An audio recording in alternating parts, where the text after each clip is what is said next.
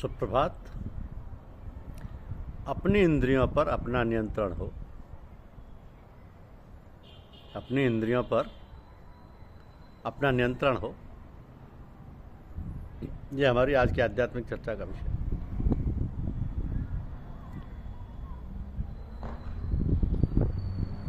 दम। पतंजलि योग में जो नियम बताए गए हैं उनमें एक है दम। दम के अर्थ अपनी इंद्रियों को अर्थात अपने अंतःकरण को अपने वश में रखना है। जिस काम को आपने अपने लिए सोचा है और उस पर चलना चाहते हो तो काम सोचने से नहीं होगा, बाहर उसे कार्य रूप में भी लाना होगा। दूसरा दम के अर्थ संयम के भी है। जीवन को संयमित करो, जो भूलें हो गई उन्हें सोचो और आगे ना करने का दृढ़ निश्चय करो।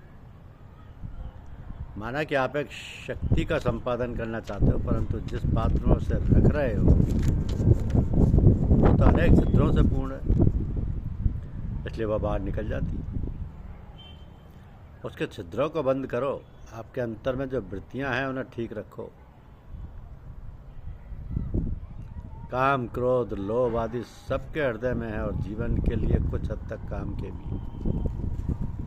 परंतु यही जब बढ़ जाते हैं तो अंतःकरण व्यथित हो जाता है और वह ऐसे क्षीण हो जाता है जैसे एक क्षयी का मनुष्य। तो इन व्याधियों में एक बड़ी व्याधि ईर्ष्या की भी है।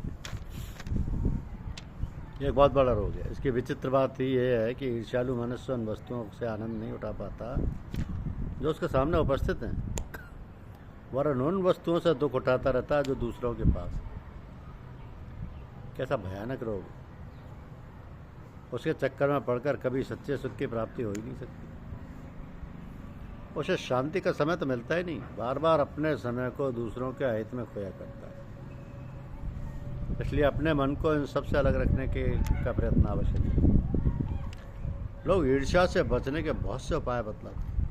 कहते हैं ऐसे ख्याल ही ना लाओ, ये संतोष करो अपने पर, परंतु इससे वो दुख जाता ही नहीं। कभी कभी भगवान के ध्यान में भी ये पिशाचिनी पकड़ लेती है और साधक का हरिस्मरण का सुंदर समय नरक की यातना में बदल जाता है। यही नहीं कि ये निर्धन को सताती है, ये तो बड़े बड़ों को भी सता जाती है। बड़े बड़े पंडित और आचार्यों को कभी कभी ऐसे नीचे गिरा देती है कि जीवन को उठाना कठिन हो जाता है। ईर्ष्या अधिकतर वैभवशालियों और प्रतिष्ठावानों को और भी जलाती रहती है। ऐसे मनुष्य अपनी प्रतिष्ठा से अधिक यदि किसी दूसरे की प्रतिष्ठा सुन लेते हैं तो बस हृदय दग्ध ही हो जाता है। कहते हैं एक बार अरब देश के एक बादशाह ने अपने मंत्रियों से कहा कि ठीक बताओ, क्या आज दुनिया में मुझसे भी अधिक कोई प्रतिष्ठित पुरुष है?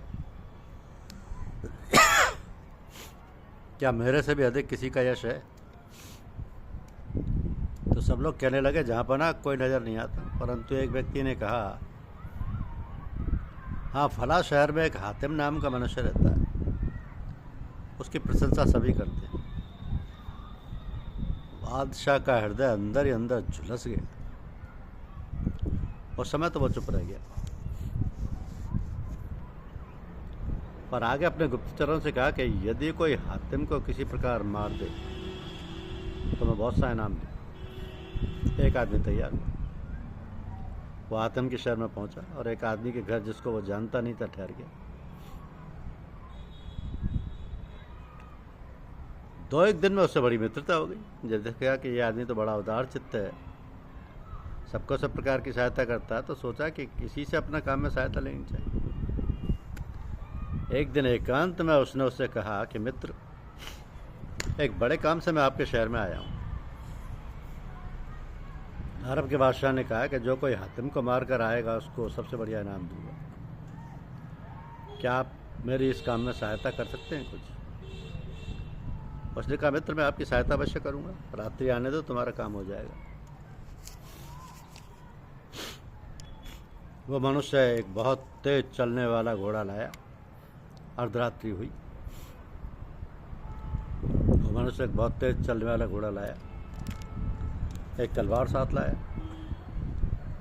मित्र को बुलाकर कहा, मित्र लो ये तलवार लो, मेरा शीश काट लो, मैं ही हातिम हूँ, और ये तेज घोड़ा लेकर जल्दी से भाग जाओ, नहीं तो कोई पकड़ लेगा।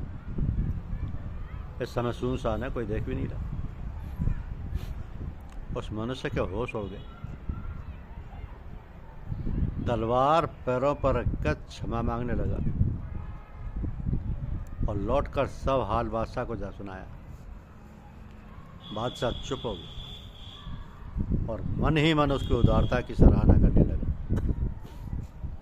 इसलिए अपने मन को इन दूषित भावनाओं से दूर करो। ये काम किसी प्रकार नहीं होगा तो सत्संग से होगा, सत्पुरुषों के साथ से होगा। क्योंकि काम, क्रोध, लोभ, द्वेष, हिंसा, मत्सर आदि दोष बड़े ही प्रबल हैं। इन सबका समूल नाश करने का जतन करो। सत्संग या साधना के प्रभाव से कभी कभी मनुष्य को अपने में इन दोषों का अभाव सा दिखता है और वो अपने को पूर्ण मान लेता है, परंतु इनका सर्वथा नष्ट हो जाना कठिन है। दोष दब जाते हैं, दोष दब जाते हैं,